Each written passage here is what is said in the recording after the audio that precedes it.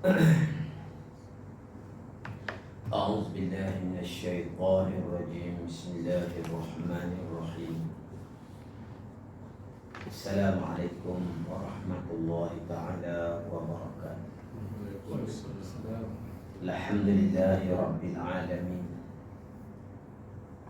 الذي أرسل رسوله بالهدى ودين الحق ليظهره على الدين كله ولو كره المشركون. أشهد أن لا إله إلا الله وحده لا شريك له وأشهد أن محمدا عبده ورسوله. اللهم صل وسلم على سيدنا محمد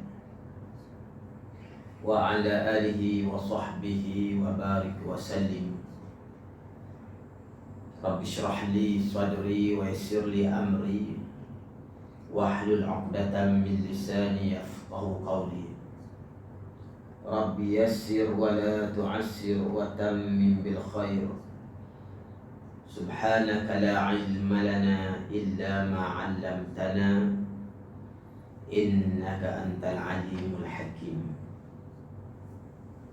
وقال الله تعالى في الكتاب العزيز: أعوذ بالله من الشيطان الرجيم. بسم الله الرحمن الرحيم. ويسألونك عن المحيض قل هو أذى فاعتزلوا النساء في المحيض ولا تقربوهن حتى يطهرن فإذا تطهرن فأتوهن من حيث أمركم الله إن الله يحب التوابين ويحب المتطهرين. Mereka bertanya kepadamu Muhammad tentang masalah haid. Katakanlah, haid itu adalah suatu kotoran. Oleh itu, hendaklah kamu menjauhkan diri daripada isteri kamu ketika dia dalam haid.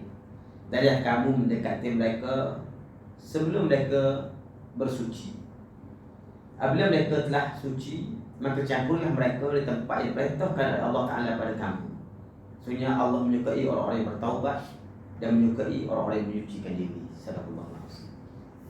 Alhamdulillah, pertamanya kita mengucap syukur kepada Allah Subhanahu Wa Ta'ala kerana pada hari ini kita dapat bersama-sama. Dan Alhamdulillah, kita ini sudah berada di 2 hari bulan Sya'ban. Dah mudah-mudahan kita sampai Ramadan. Tuan-tuan sekalian, insyaAllah pada tengah hari ini kita akan sambung perbincangan rukuk yang ke-28, iaitu sepanjang rukuk 27, 28 sampai 30 ni beberapa ayat, banyak muka surat juga, 45 muka juga dalam Quran ni, ialah perbahasan berkenaan dengan hukum berkait dengan rumah tangga, alam rumah tangga. Bukan rumah tangga tu, alam rumah tangga, berkait hubungan suami isteri lah. Dalam perbincangan lepas, Allah Subhanahu Wa Ta'ala menyebutkan kepada kita beberapa hukum berkait dengan perkahwinan yang dilarang, iaitu dilarang kita ni, orang laki-laki dan perempuan yang beriman, menikahi dan dinikahi oleh orang-orang yang musyrik dan juga orang kafir. Orang beriman dia tak boleh kahwin. Orang laki-laki yang beriman dia tidak boleh mengahwini mana-mana perempuan musyrik. Orang perempuan yang beriman tidak boleh dikahwini. Ataupun kita kalau ayah tidak boleh mengahwinkan anak kita dengan mana-mana laki-laki yang musyrik pada Allah Subhanahu Wa Ta'ala. Hukum. Sebab tu kalau kafir tadi kan. Jadi dia dua apa? Kita sebut wala tankihul musyrikat, janganlah kamu kahwini perempuan-perempuan yang syirik. Maknanya kita dinikah dari dia.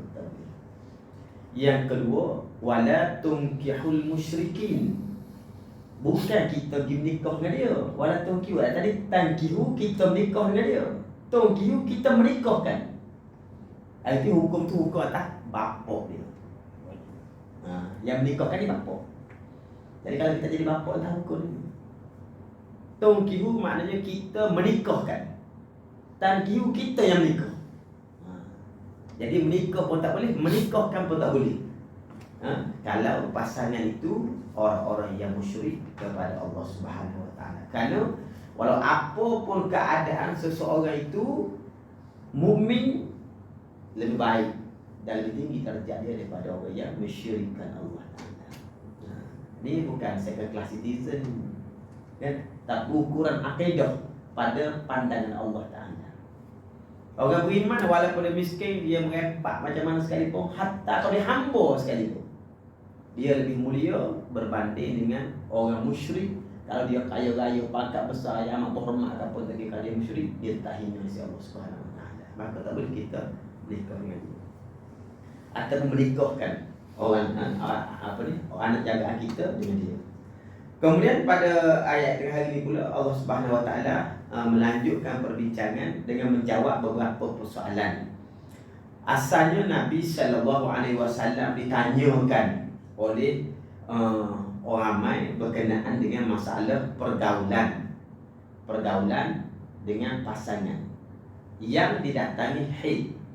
Jadi orang perempuan datang haid ni, boleh tak kita bergaul dengan dia? Gaul tu makna bersetubuh lah, dengan makna bersetubuh. Kan orang Arab, dari tradisi orang Arab, kalau isteri dia haid, dengan sendiri dia akan putuskan semua hubungan. Ni tahu orang Arab, dia putus semua. Bini dia tidur sekali tak boleh, masak pun tak boleh, basuh kain, lipat baju pun semua tak boleh. Jika kawan tu kotor ni, everything semua tak boleh. Itu satu hal. Lepas tu tak ada peraturan, dia bantai semua, kan? Dia tak kira, asal dia nak dia bantai. Jadi disitulah timbul persoalan-persoalan. Maka Allah Ta'ala menyebut wa yas'alunaka 'anil mahid. Mereka bertanya kepada engkau Muhammad tentang masalah haid. Kalau perempuan haid ni macam mana hukum dia? Kata Imam Ahmad bahawa wanita Yahudi kalau dia sudah haid, maka mereka tidak mahu makan dan bermuamalah dengan mereka di rumah. Ni orang Yahudi. Kalau satu perempuan Yahudi tu isteri dia lah, dia masuk perempuan isteri lah, isteri dia haid, maka dia pun tak gaul semua, termasuk makan minum semua dia tak campur dengan isteri dia. Kalau makan, pergi makan tepi longkang sana. Jadi dihina mereka lah. Kemudian bila timbul masalah gitu, sahabat-sahabat pun bertanyalah Nabi berkenaan dengan masalah orang Yahudi di Madinah tu yang mereka berbuat demikian pada isteri-isteri yang datang haid. Kul, jawab begini Muhammad, huwa azan fa'atazi. Huwa azan ni makna dia ni haid tu kotor, azan tu kotor. Haid ni kotor. Fa'tazilun nisaa fil mahid, makalah kamu menjauhkan diri daripada wanita itu sewaktu dia sedang haid. Jauhkan diri ni makna dia tidak bersetubuh dengan dia lah. Bukan lagi duduk rumah lain. Bila dia haid, kita kahwin lain, duduk rumah lain, gila-gila. Jauh di sini dengan makna tidak bersetubuh. Kerana Nabi sallallahu alaihi wasallam kata, isna'u kulla syai'in illa nikah. Yang dimasukkan, dilarang kita bergaul dengan orang perempuan ni ketika dia haid ialah larangan nikah. Nikah kerana makna bersetubuh. Isna'u kulla syai', membuatlah apa saja dengan dia, is okay semua, kecuali bersetubuh tak boleh. Maknanya kalau bini kita nak peluk dan cium dia, tak ada masalah. Mana? Tapi syarat bini kita, jangan peluk bini orang lain. Syarat bini kita. Jadi semua bentuk hubungan dibolehkan. Yang tak boleh maksud Allah Ta'ala jauh tu dengan maksud tidak boleh bersetubuh. Setubuh satu dia. Berita tersebut sampai para Yahudi, lalu mereka berkata, ini Muhammad ni tidak melewatkan satu perkara pun dari usaha kita kecuali dia menyisihinya. Lalu Yahudi komplain lah, Muhammad semua kita buat semua tak betul berlaku. Kan? Semua tak betul berlaku, memang tak betul. Kemudian datanglah Usaid bin Khudir dan Abbad bin Bashar kepada Nabi, dia kata, Ya Rasulullah, sesungguhnya orang Yahudi mengatakan demikian dan demikian tentang tahid. Apakah saat itu kita tidak boleh bermuamalah dengan isteri-isteri kita? Muamalah ni maknanya kawalan-kawalan lain, kan? Kita bersembang, minum kopi dengan dia, ajak dia pergi pasar malam kan. Itu malah kita dengan dia. Pasal antara makna nafkah batin tu ialah kita layan dia untuk dia happy. Tak kira apa-apa pun kan. Kalau kita kata nafkah zahir ni, makan minum kain baju ni nafkah zahir kan. Nafkah batin tu bukan hanya seks. Kita bergurau senda dengan dia, ajak pergi minum air. Bukan minum tu, kita ajak dia, kita serve dia kan? Kita layan dia. Ikutlah nak pergi mana-mana, cuti sekolah, jom kita pergi jalan, duduk kat pulau mana-mana. Dia pun happy kan. Dia happy lah tu nafkah batin. Jadi bila Yahudi ni kata demikian, jadi dua orang sahabat ni, Usaid dan Abbad ni, kita tanya Nabi bahawa Yahudi kata begini-begini, sehingga timbul adakah kita tidak boleh bermuamalah dengan isteri kita. Maka berubahlah wajah Nabi sallallahu alaihi wasallam, sehingga kami kira beliau marah. Kemudian kedua orang itu pun pergi. Lalu datanglah hadiah berupa susu untuk beliau. Kemudian beliau mengirimkan utusan itu kepada keduanya dan memanggilnya kembali, dan berkata keduanya telah mengetahui bahawa beliau tidak marah kepada mereka. Ini ceritanya asas-asas ayat itu turunlah. Bagaimana timbul isu masalah hubungan isteri kerana haid ni. Lalu Nabi pun kata kat dia. Nabi kata kat dia, ma fawqal izar, yang engkau tak boleh buat pada dia, ataupun kau boleh buat apa sahaja pada isteri ni, syarat atas kain. Itu bahasa lapik kata kita kata kan. Mana tak syarat kain lah bahasa bodoh. Mana tidak boleh bersetubuh. Lain-lain tu buatlah apa tu. Mana kalau sekarang kita nak pegang tangan, nak peluk, nak cium, it's okay. Yang tak ada satu je, bersetubuh tadi. Kemudian Allah Subhanahu wa taala berfirman lagi, wala taqrabuhunna hatta yadhurn, dan janganlah kamu mendekati mereka sebelum mereka suci. Mana jangan mendekati ni dengan makna bersetubuh jugalah. Dalam bahasa Quran ni Allah Ta'ala guna bahasa berlapis, kita faham je lah kan. Jadi jangan mendekati mereka tu sebelum mereka bersuci. Dengan makna kita kena menjauhi seseorang perempuan ketika dia dalam keadaan haid, yang Allah sebut tadi kan. Dengan artinya selagi dia dalam keadaan haid, maka tidak boleh menggaulinya, dah halal jika haid telah pun berhenti. Tapi sini ada syarah lagi ulama ni kan. Sebab Allah Ta'ala panjangkan lagi ceritanya. Kerana Allah Ta'ala kata faiza tatahharn fa'tuhunna min haitsu amarakumullah, dan apabila mereka telah suci, maka campurlah mereka tempat yang diperintahkan oleh Allah. Ni dua benda. Pertama, mereka telah suci, itu maknanya haid dia kering dan dia dah mandi wajib. Kalau kering saja kan, seminggu dah kering tapi tak mandi wajib. Kita bengong gitu lah.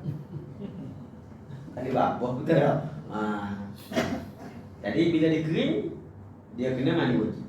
Sebab apa? Bukan sebab kerana suami dia memang dia kena solat. Tak dia boleh mandi. Enggak tak? Dia kena solat, dia kena mandi. Jadi kalau bini solat, maknanya beres. Cuma bila bini kita dah suci, Tuhan kata fa'tuhunna min haitsu amarakumullah, maka datangilah ataupun campurilah mereka di tempat yang diperintahkan oleh Allah Ta'ala. Maknanya bersetubuh dengan isteri ni di tempat dia, bukan tempat lain. Tempat lain maksud jin lah. Faham tak? Tanya bahasa direknya, bersetubuh dengan isteri ni mesti melalui farasnya, bukan melalui tubuh. Itu tempat yang diperintahkan oleh Allah Ta'ala. Jadi seseorang wanita bila dia sudah berhenti daripada haid, maka suami belum boleh mencampurinya sehingga dia mandi ataupun bertayamum, atau kita bahasa mengangkat hadas besar. Selagi dia tak angkat hadas besar, suami tak boleh mencampuri walaupun sudah kering haid dia.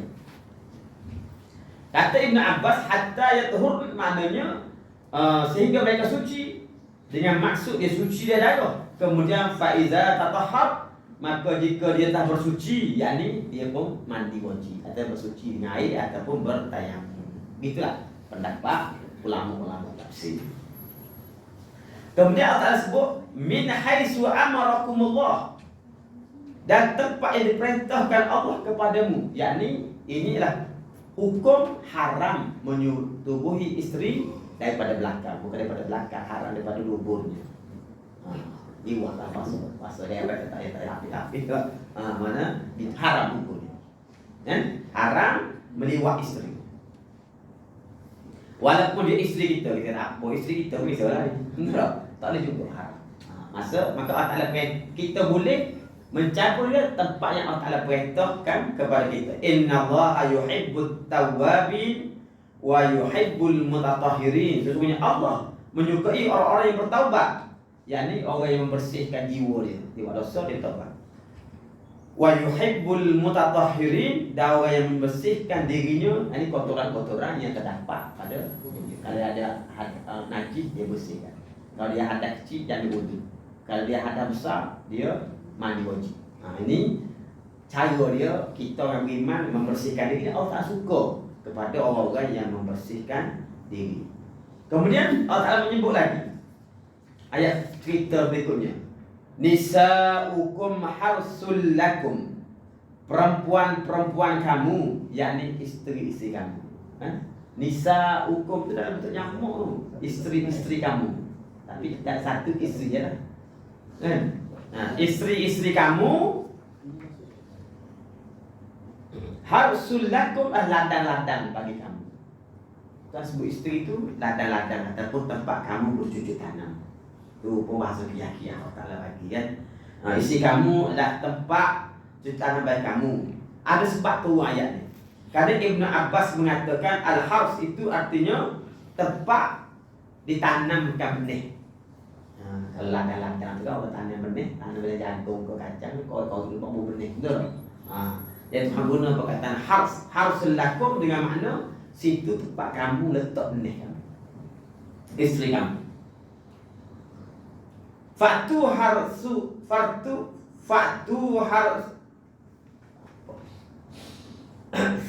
harsakum annasyitum, maka datangilah lahan-lahan atau tempat kamu cuci tanah itu sebagaimana saja kamu kehendaki. Macam mana cara kamu nak tu suka hati kamu lah. Tapi syarat dia tempat yang diperintahkan oleh Allah Ta'ala. Ini maknanya freestyle. Tuhan tak diberikan macam mana cara dia.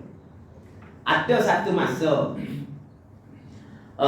Imam Bukhari meriwayatkan daripada Ibnu Munkadir bahawa satu hari Jabir mengatakan dulu orang Yahudi kata jika suami mencampur isteri daripada belakang maka lahirlah anak-anak yang mata juling.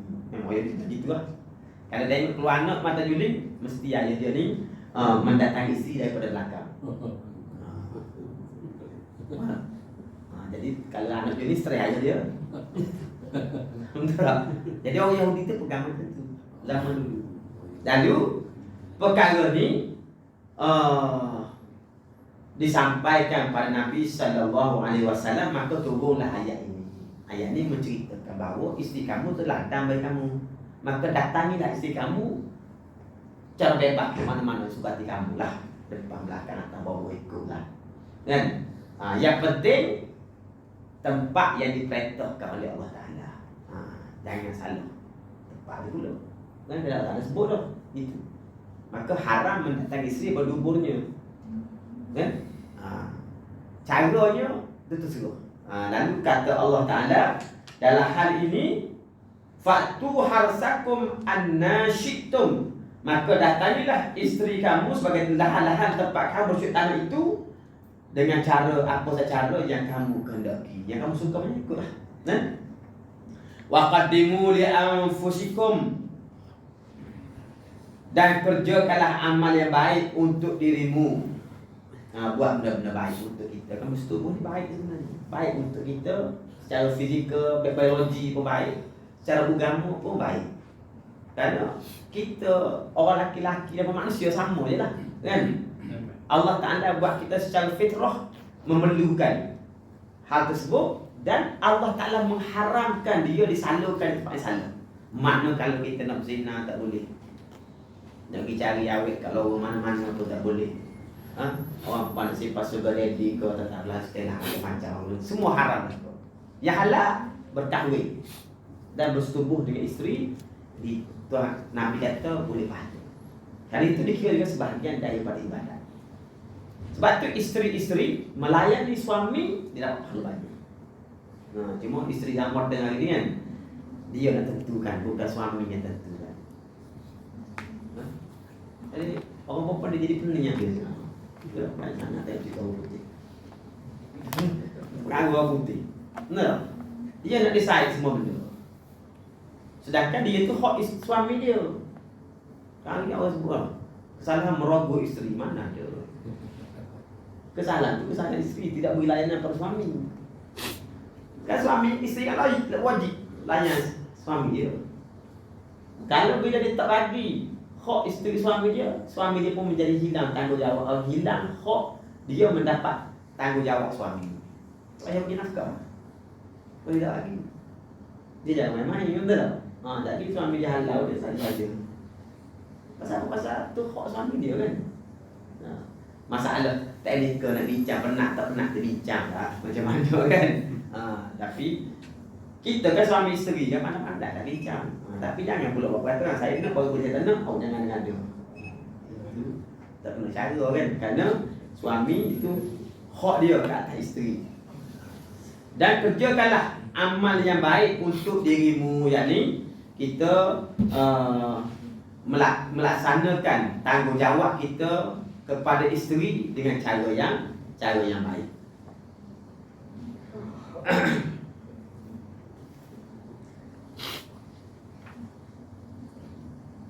Kita baca lah syarah panjang-panjang ni kan. Sama je cerita dia lagi muslimah aku. Baca sama kan. Bila Allah Ta'ala kata wa qaddimu li anfusikum, qaddimu ni makna kita buat amal yang baik, prepare untuk akan datang. Qaddam tu kita buat dulu amal-amal yang baik sebelum kita mati. Dengan makna dalam hubungan suami dengan isteri ni, kita wajib mematuhi semua perintah Allah dan tinggalkan semua larangan Allah Ta'ala. Jangan bila kita dah naik syekh tak ada peraturan. Jadi kena ikut peraturan dia. Tak banyak peraturan dia pun kan. Yang Tuhan larang tu yang pertama, tidak boleh mendatangi isteri ketika dia haid. Kan? Kalau tuan-tuan bimbang masalah juga kat sini, kahwin pak susah apa. Boleh gini. Kan? Tujuan dia tu antara tujuan dia Allah Ta'ala membenarkan orang lelaki kahwin lebih pada sana. Kan? Ada ni orang lelaki agresif kan? Dia tak kira hari, tak kira pukul. Ada tu. Benar tak? Jadi dia perlukan lebih pada seorang isteri. Karena isteri itu ada masa-masa dia tak boleh. Yang kedua, tidak boleh mendatangi isteri daripada duburnya. Itu je. Yang lain semua freestyle. Jadi larangan tu di sini. Lepas tu yang lain tu jangan buat tepi jalan tu. Jangan buat tempat terbuka kan ikut betul tak? Kita faham lah betul. Cuma Tuhan sebut buat baik dengan cara kita serve isteri kita dengan cara yang baik. Kan? Supaya persetubuhan tu mendatangkan kenikmatan kepada kedua pihak. Kan? Dia suka, kita pun suka. Dia dapat menikmati, kita pun dapat menikmati. It's okay lah. Kan?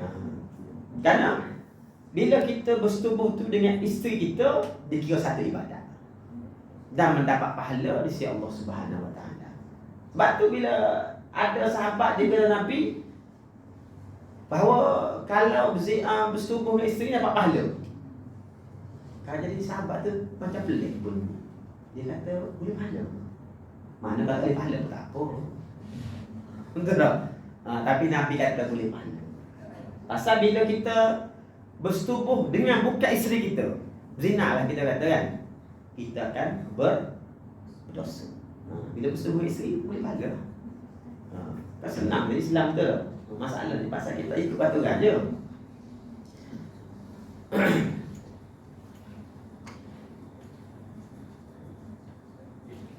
Bahkan kata Ibnu Jarir, makna waqaddimu li anfusikum, buatlah amal yang baik untuk diri kamu, dengan makna bila kita berhubung dengan isteri, bersetubuh dengan isteri ni, jangan sampai tak baca bismillah. Kan? Bacalah bismillah. Banyak pasal apa? Kita buat tu kerana Allah dan kita tak mahu syaitan mengganggu urusan kita untuk meramaikan umat Nabi sallallahu alaihi wasallam. Wattaqullaha wa'lamu annakum mulaqu wa basyiril mu'minin. Dan takutlah kamu kepada Allah ini dengan mentaati perintah-perintahnya, dan berilah kabar gembira kepada orang-orang yang beriman. Orang beriman ni orang ikut kata Allah Ta'ala dalam melaksanakan tanggungjawab dia. Wala taj'alullaha 'urdatan li aymanikum an tabarru wa tattaqu wa tuslihu bainan nas. Wallahu sami'un 'alim. La yu'akhizukumullahu billaghwi fi aymanikum walakin yu'akhizukum bima kasabat qulubukum. Wallahu ghafurur rahim. Ini pula masalah bersumpah bila nak buat amal baik. Allah Ta'ala kata wala taj'alullaha 'ardatan li 'urdat wala taj'alullaha 'urdatan li aymanikum. Janganlah kamu menjadikan Allah ataupun bersumpah atas nama Allah sebagai penghalang untuk kamu berbuat kebajikan. Mana bersumpah demi Allah saya tak buat benda tu. Betul tak? Tapi benda kita tak nak buat tu benda baik sebenarnya. Nah, kalau kita bersumpah untuk tidak buat benda baik. Kalau kita bersumpah untuk berhenti buat dosa, mungkin boleh. Tak, saya bersumpah, saya bernazar, saya tak nak buat benda ni. Kerana dilarang oleh Allah Ta'ala. Tapi kalau kita bersumpah untuk tak buat benda baik, itu tak betul. Kerana benda baik itu diperintah oleh Allah Ta'ala. Orang-orang yang meneruskan sumpahnya tersebut, yang disumpah tak buat baik, dia berdosa dan keluar bersumpahnya dengan bayar kafarah. Kalau kita pernah bersumpah, saya bersumpah saya tak akan bagi dah bantuan pada orang tu. Dia sakit hati kat orang tu kan. Tak tahu sakit hati sebab apa, macam-macam dia sekarang kan. Dia malu. Dia pun bersumpah, saya bersumpah saya tak akan bagi dah apa-apa kat dia kan. Jadi dia nak lepas sumpah tu dia kena bayar kafarah. Sumpah dia kena bayar kafarah baru boleh lepas tu. Sebab tu jangan bersumpah suka-suka hati. Sumpah nazar kena kafarah. Membebaskan seorang hamba. Ya, sumpah sebab tu Tuhan larang. Ataupun kita beri makan atau beri pakaian untuk 10 orang saja. Atau beri makan 10 orang. Tapi pilihan. Bukan pilihan unjuk dulu, pilihan depan dulu. Atau berpuasa 2 bulan. Jadi ada orang bersumpah ni kan. Dia bersumpah. Contoh Sayyidina Abu Bakar pernah bersumpah ni. Dia marah dekat anak saudara dia ni sebab anak saudara dia fitnah Aisyah libat zina. Ceritanya orang lain buat cerita, cuma anak dia tu, anak saudara tu sambung cerita orang je. Macam forward message lah kita kata kan.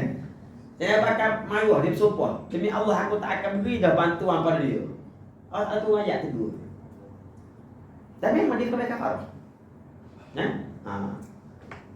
Jadi sini kata Ibnu Katsir, jangan jadikan sumpah-sumpah diucapkan yang menyebut nama Allah sebagai penghalang kamu berbuat kebaikan atau menyambung tali silaturahim.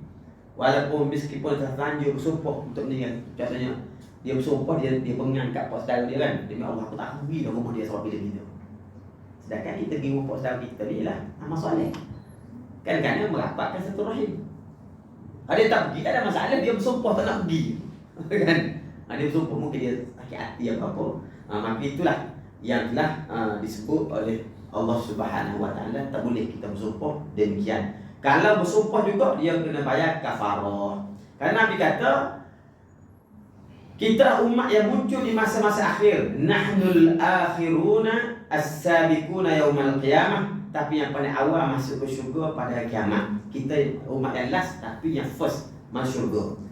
Walillahi la'ana walillahi la'an yalid ahadukum biyaminihi fi ahlihi asamu lahu indallahi min an yu'ti kafaratul lati iftarada Allah alaihi.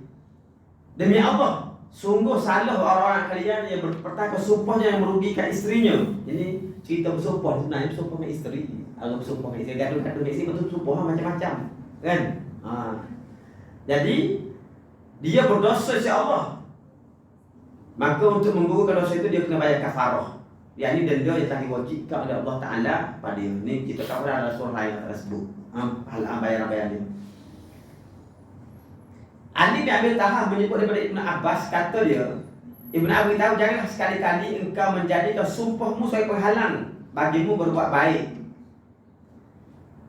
Maka kalau buat juga, gugurkan sumpah dengan bayar denda dan lakukanlah kebaikan. Ini cerita asal ni, gantung dengan isteri ni. Nah, orang kan gantung dengan isteri kan keluar macam-macam. Kamu dia, benar tak? Kalau gantung dengan isteri, maka setengah suara tu keluar benda-benda sumpah demi Allah begini-begini kan. Sebenarnya dia sumpah tu sebenarnya kalau dia buat baik, tapi dia sumpah tu tak buat. Maka itulah yang dilarang oleh Allah Subhanahu wa taala. Maka Allah Taala wallahu sami'un alim. Allah Taala Maha mengetahui, lagi mendengar, lagi Maha mengetahui. La yu'akhizukumullahu billaghwi fi aymanikum. Dan Allah Taala tidak menghukum kamu disebabkan sumpah yang tidak dimaksudkan, yakni sumpah lagu. Walakin yu'akhizukum bima kasabat qulubukum. Tapi Allah Taala menghukum kamu disebabkan sumpah yang kamu sengaja bersumpah oleh hati kamu. Wallahu ghafurun halim. Allah Taala dia Maha Pengampun lagi Maha Penyantun. Ada juga orang bersumpah ni sumpah lagu ataupun lahul yamin. Sumpah lagu ni ialah sumpah yang dia bersumpah tapi dia tidak mengalir daripada hati dia. Dia tidak niat sumpah pun, kan, hilang kawalan. Ada juga orang bersumpah macam tu kan, hilang kawalan. Jadi yang tu tidak dimaksud oleh Allah Taala. Bahkan ada orang bersumpah dengan nama selain daripada Allah. Orang Arab kan dia baru.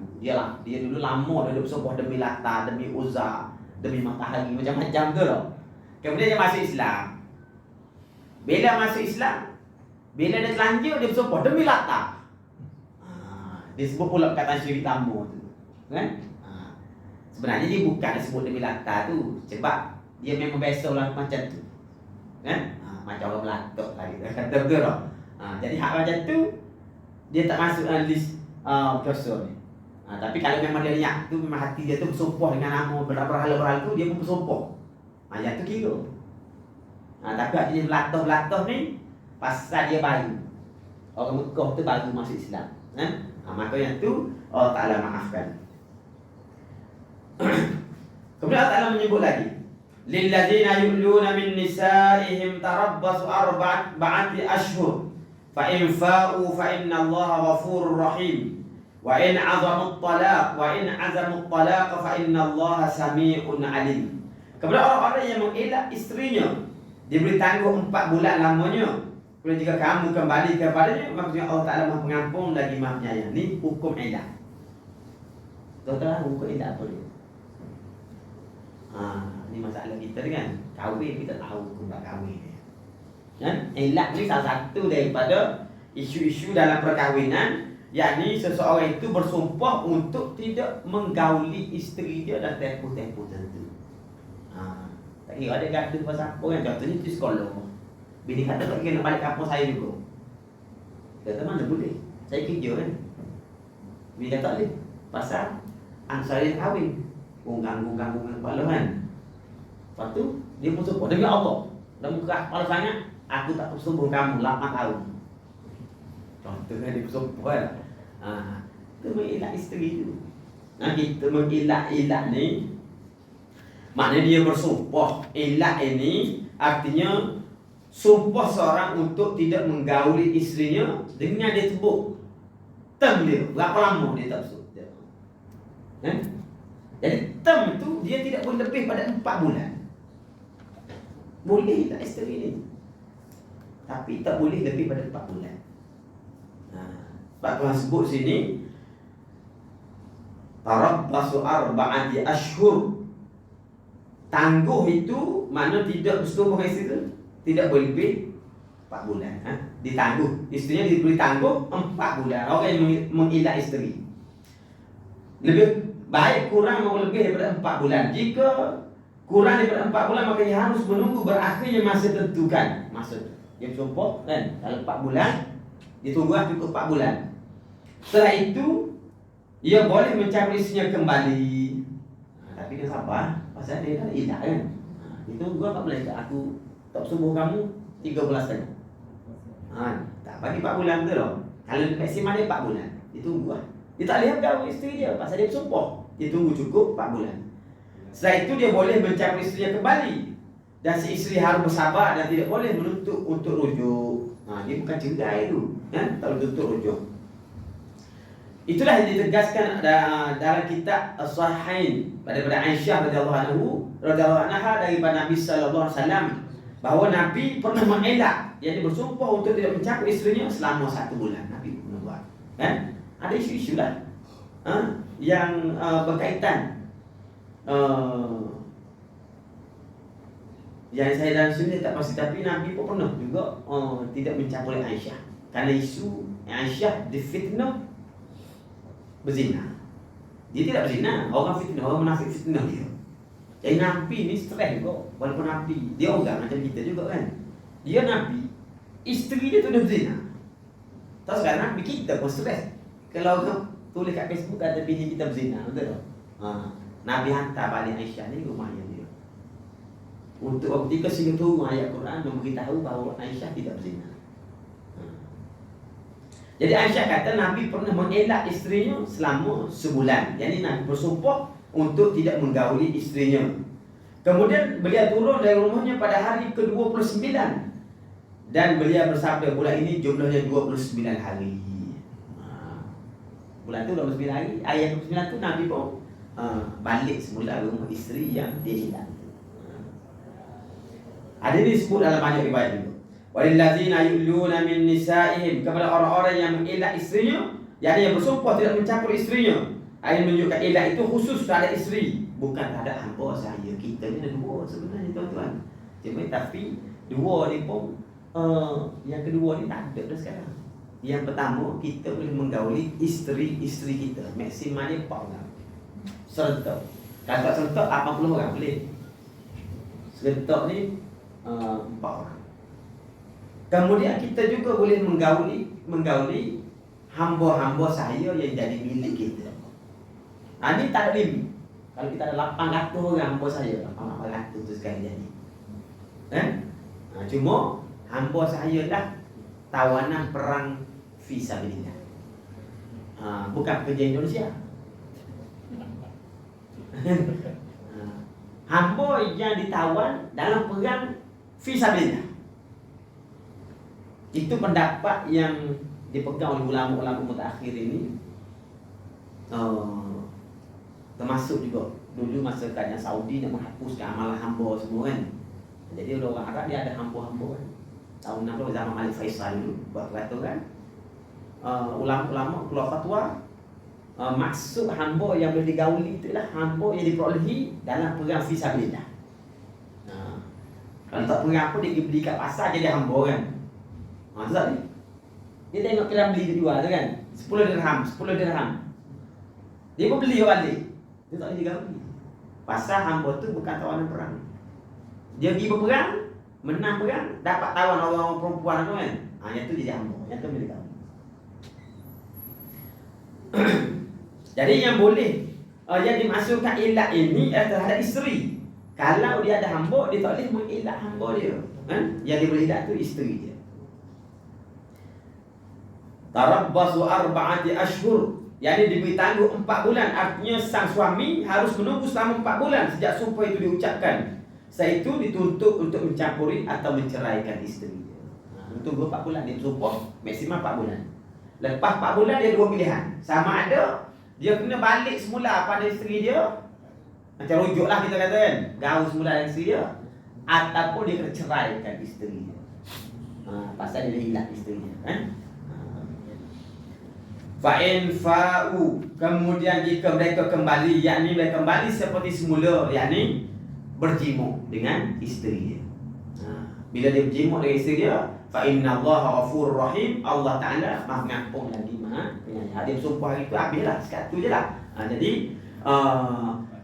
bila dia sudah bergaul sebulan selepas habis tempoh itu, maka di atas perkara ini Allah Ta'ala sebut Allah Ta'ala Maha Pengampun bila dia kembali semula, yakni atas pengabaian suami terhadap hak isterinya disebabkan ilah. Bila ilah dia tak peduli isteri dia, dia tak bergaul kan. Wa in azamut talaq, dan jika mereka yakni suami mempunyai suatu azam untuk menceraikan isterinya, untuk mentalakkan isterinya, yakni bahawa ayat ni menunjukkan bahawa kalau kita baru berniat tak jatuh lagi, kamu ceraikan kan, terlintas nanti kita tak tahu, sehingga kita sebut atau kita tulis dia mesej kat dia, saya ceraikan awak, jatuh lagi. Ataupun kita kata sama ada lafaz tu soreh ataupun tidak soreh, itu bergantung pada penafsiran mahkamah. Kalau soreh dia jatuh kan. Tapi bila kita sebut, kita niat nak cakap dia, kita pun sebut. Tapi baru niat baru terlatih. Kan? Dia niat tu pasal dia kahwin lain. Dia pun berniat nak cakap. Tak jatuh lagi. Sebab Allah Ta'ala sebut sini, wa in azamu talaq, dan jika mereka berazam, yakni ada ketetapan hati dia untuk mentalakkan isteri dia, menunjukkan bahawa kalau baru berniat tak jatuh lagi. Maka kata dia dalam dalil ini menunjukkan bahawa talak itu tidak jatuh disebabkan kerana berlalunya 4 bulan. Dalam kes elak tu sekalipun, dia elak dah isteri dia, dia bersumpah untuk mengasingkan isteri dia tak kahwin dia selama 4 bulan. Cukup 4 bulan. Kalau dia tidak berniat untuk mencerai, tak jatuh lagi. Kecuali dia pun cerai, dia niat cerai, dia cerai lah. Hal ini sebagai riwayat oleh Imam Malik dari Nafi' mengatakan bahawa jika seorang suami mengelak isterinya, maka hal itu tidak menyebabkan jatuhnya talak. Elak tak jatuh talak, walaupun telah berlalu 4 bulan sampai ia memutuskan untuk mencerai atau mencabuli kembali. Habis 4 bulan tu tempoh dia tak gaul, pasal dia bersumpah untuk tak gaul kan. Habis 4 bulan. Bila habis 4 bulan, dia pun dia main tengok mata, klik-klik mata saja kan, tak gaul. Talak tak jatuh, campuran belum laku. Kemudian dia pilih, dia nak gaul semula isteri dia boleh, ataupun dia nak menceraikan isteri dia boleh selepas ada 4 bulan. Tapi kalau tak cerai, tak jatuh kan? Walaupun belum bergaul, tapi kalau tak cerai, tak jatuh talak itu. Sehingga dia memutuskan mencerai atau mencampurnya kembali. Dia decide, tak lama 5 bulan tu kan, dia apa, dia tak tunggu lepas pelan raya kan. Semalam nanti saya dah kata pelan raya bulan 6, tunggu 5 bulan 3, 6 bulan tunggu tu dah tak gaul lagi, tak jatuh talak dia. Sehingga dia decide betul-betul, aku cerai ataupun rojok semalam, bukan rojok lah, tapi dia bergaul semula. Ibnu Jarir juga pernah meriwayatkan, kata dia, pernah aku tanyakan kepada 12 orang sahabat. Ni bukan Ibnu Jarir tanya ni. Ibnu Jarir beritahu kepada Suhail bin Abi Saleh daripada ayah dia. Ayah dia tu ialah tabi'in. Ayah kepada Suhail bin Abi Saleh. Dia tanya kepada 12 orang sahabat. Dia kata, pernah aku tanya kepada 12 orang sahabat tentang masalah mengelak isteri. Semuanya mengatakan bahawa tidak ada kewajipan apapun baginya sehingga 4 bulan itu berlalu. Kemudian dia minta untuk menentukan pilihannya. Jika berkehendak, ia boleh kembali ataupun tidak. Mana bila dia ilak isteri dia masa tu, semua tanggungjawab suami kat atas dia hilang. Dia tak payah bagi makan, dia tak payah semua kan? Zahir dah batin. Sehingga tempoh, habis tempoh sumpah hilang. Kemudian Allah Ta'ala menyebut lagi, wal mutallaqatu yatarabbasna bi anfusihinna thalathata quru' wa la yahillu lahunna an yaktumna ma khalaqallahu fi arhamihinna in kunna yu'minna billahi wal yawmil akhir wa bu'ulatuhunna ahaqqu bi raddihinna fi dhalika in aradu islaha ولهن مثل الذي عليهن بالمعروف وللرجال عليهن درجة والله عزيز حكيم. Ini masalah talak juga. Masalah talak dan masalah iddah dia. Wanita-wanita yang ditalakkan bila seorang suami itu dah tetap kemudian dia nak ceraikan, dia beritahu aku cerai. Dia pun tertalak lah isterinya. Wanita-wanita yang talak itu adalah menahan dirinya selama 3 kurun. Dia tak boleh iddah ni kita kira ni. Dia tidak boleh berkahwin sehingga cukup 3 kurun. 3 kurun tak apa dia? 3 kurun lah masalah dia ya. Pasal dalam mazhab Syafi'i 3 kurun tu dengan makna 3 kali suci. Kurun dengan makna suci. Dalam mazhab-mazhab lain biasanya 3 kurun dengan makna 3 kali kotor. 3 kali kotor. Kan? Dia panjang perbahasan dia. Saya sebut begitu je lah. Ada beza 3 kali suci. Mati suci ni dia kotor, lepas tu suci. Itu suci yang pertama. Lepas tu kotor. Lepas tu suci pula, suci yang kedua. Lepas tu kotor, suci pula, baru suci ketiga. Habis suci tu baru boleh kahwin lagi. Ada pun 3 kali kotor. Kotor dia yang pertama tu kotor. Kemudian suci. Lepas tu kotor yang kedua. Lepas tu suci, kotor yang ketiga. 3 tu habis. Biasanya 3 kali kotor lebih cepat daripada 3 kali suci. Kalau kita kira, kan? Sebab kotor seminggu, suci 3 minggu. Betul tak? Maksimum masuk kotor 2 minggu. Biasa ada kotor 3 hari. Ada kotor, biasa standard seminggu lah kita kata kan. Jadi bila 3 kali kotor, waktu dia kotor tu tak. Kalau 3 suci, nak pergi suci yang 3 nampak. Lepas tu orang perempuan kalau dia diceraikan oleh suaminya, sama ada cerai tu cerai hidup lah, senang bahasa kita sini maksudnya cerai hidup ni kan, maka dia akan tahan diri dia selama 3 kurun. 3 kurun dalam mazhab Syafi'i 3 kurun tu nak 3 kali suci. Jadi kita ni orang mazhab Syafi'i 3 kali suci ya kan. Wala yahillu lahunna an yaktum nama khalaqallahu fi arhamihin. Tidak boleh mereka menyembunyikan apa-apa yang ciptakan Allah Ta'ala dalam rahimnya. Masuk 3 suci itu supaya seorang isteri ni bila dia diceraikan oleh suami dia, kalau ada lagi benih-benih suami yang lama tu dalam rahim dia, maknanya dia tak boleh sembunyikan. Sebab gini, dia beza orang perempuan diceraikan, kemudian dia kotor dan dia bersih. Artinya dia tak mengandung. Kalau dia diceraikan, tak ada orang tahu dia mengandung. Baru seminggu, contoh kan. Baru 3 minggu, 4 minggu, tak ada orang tahu kan? Dia pun tak pernah lagi. Tapi dia buat diam je, pasti nak kahwin lagi. Tiba-tiba haid tak mari. Kan orang perempuan yang mengandung kan tak mari dah haid 9 bulan, betul tak? Maka dia tak boleh menyembunyikan bahawa dia mengandung.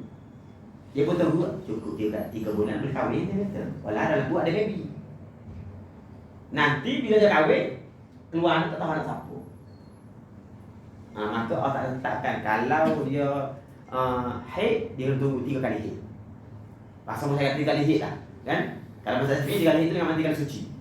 Dalam mazhab lain 3 kali haid itu 3 kali kotor kan.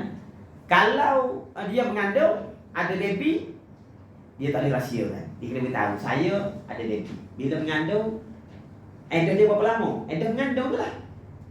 Sampai dia melahirkan baru habis iddah. Seorang perempuan yang mengandung tak ada kahwin kalau dia diceraikan sehingga dia melahirkan kan, iddah mengandung. Jadi kalau seseorang tu dia ada baby lah, bahasa mudah kita faham, dah ada anak dalam perut dia, maka dia tidak boleh menyembunyikan apa yang diciptakan oleh Allah Ta'ala dalam rahimnya. In kunna yu'minna billahi wal yawmil akhir. Kalau dia beriman pada Allah dan akhirat. Allah Ta'ala baca itulah. Kalau siapa-siapa beriman dia tak sembunyikan. Ada je orang sembunyi kan. Dia kena cerai, dia buat tahu, dia tak beritahu bekas suami dia mengandung. Dia tak beritahu bekas mertua dia mengandung. Pasal apa? Dia takut nak kahwin lagi. Habis jadah dia berkahwin. Walau dalam perut dia ada baby. Maka itu orang beriman tak boleh buat macam tu. Wa bu'ulatuhunna ahaqqu biraddihinna fi dhalika in aradu islaha. Dan suami-suami berhak merujuknya dalam masa menanti itu jika mereka para suami itu menghendaki islah, yakni pembaikan. Dalam sepanjang iddah ni sebenarnya tak cerai lagi, cuma berpisah tu. Kan? Cerai betul-betul ni bila bila. Sebab tu ketika dalam iddah suami boleh rujuk semula. Kalau suami nak, dia nak islahkan, nak kembalikan, nak perbaikan semula rumah tangga dia yang getok itu, maka dia boleh menggauli semula suami isteri dia. Ada banyak cara lah. Setengah mazhab kita, mazhab kerajaan ni, kalau nak rujuk kena lidah agama, supaya dia rekod berapa kali dia bercerai. Kan? Mazhab kerajaan lah kita kata. Di agama, kita Tok Pati, saya nak rujuk balik. Tok Pati pun tulis dalam buku dia. Makcik ni dengan makcik ni rujuk semula. Kan? Ataupun kalau kita tak beritahu, kita beritahu dia. Kita baik semua okey tak? Isteri kata okey, saya okey je. Tak okey pasal stress dah 2 bulan dah. Kan? Okey je. Maka bila isteri setuju, dia kira dia. Tak payah kat ikut. Bahkan dalam setengah-setengah pendapat mengatakan kalau suami tu pergi pegang tangan isteri dia. Kan? Isteri pun tak marah pegang. Atau boleh cium isteri dia dia cakap dah hari tu kita alok dengan tamu. Kan? Dengan tak sebut apa-apa, dia pun bergaul. Dia kira rojo. Itu ada pendapat pegang. Pasal apa? Kalau isteri tak setuju memang boleh. Jemput isteri tak kata okey, tapi dia okey. Kan? Macam yang tamu tadi, memang kita pergi jabat agama beritahu Tok Qadi. Kan? Jadi Tok Qadi pun rekod kita. Okey, kira rujuk semula. Yang kedua ni pendapat yang dipegang oleh banyak ulama dalam mazhab Syafi'i. Kita isteri suami ni beritahu kepada isteri saya nak balik semula pada aku. Kan? Masalah itu. Isteri berkata okey, saya tak ada masalah. Jadi rujuk semula. Tapi ada pendapat kata dengan tak payah kata apa-apa, dia pun pergi pegang tangan suami dia, isteri dia kan, dia kecium isteri dia pun buat bodoh gitu je kan. Maknanya isteri setuju tu. Rujuk semula. Dan kalau berlaku persetubuhan dengan maksud mereka telah rujuk, otomatik itu kira rujuk Tapi jangan persetubuhan lepas habis tu. Masalah lain tu lagi. Jadi Tuhan sebut sini, siapa-siapa suami yang dia nak mengislahkan semula, memperbaikkan semula rumah tangga dia selepas ni apa maksud selepas dia mentalakkan isteri dia, maka dia boleh. Walahunna mislul ladzi 'alaihinna bil ma'ruf walirrijali 'alaihinna darajah wallahu 'azizun hakim. Dan para wanita punya hak yang sebanding dengan kewajipannya menurut cara yang makruf. Tapi kalau suami itu nak rujuk, bini kata saya tak nak. Awak dah banyak kali dah karate saya. Betul tak? Maka tak ada apa-apa. Artinya ketika sudah ditalakkan, proses nak rujuk ni, isteri ada hak yang sebanding dengan hak suami. Bagaimana suami berhak untuk rujuk balik, isteri berhak untuk tak terima. Kan kita terima lah. Kan? Akan tapi pada suami beri suatu tingkat kelebihan daripada isterinya. Biasa suami tu ada kelebihan pasal suami tu yang boleh refer untuk rujuk. Patutnya ikutlah suami tu kan. Allah Ta'ala maha gagah perkasa lagi maha bijaksana. Itulah ayat-ayat yang kita baca pada tengah hari ini berkenaan dengan hukum-hukum berkait rumah tangga. Masalah rumah tangga ni jangan menikah saja, kena belajar. Tapi kena kaku rumah tangga kan. Tapi lagi ada banyak lagi. InsyaAllah kita akan sambung dan kuliah akan datang bermula pada ayat 229. Wassallallahu ala sayyidina Muhammad wa ala alihi wa sahbihi wa baraka wa sallam walhamdulillahi rabbil alamin. Na'udzubillahi minasyaitonir rajim. Bismillahirrahmanirrahim.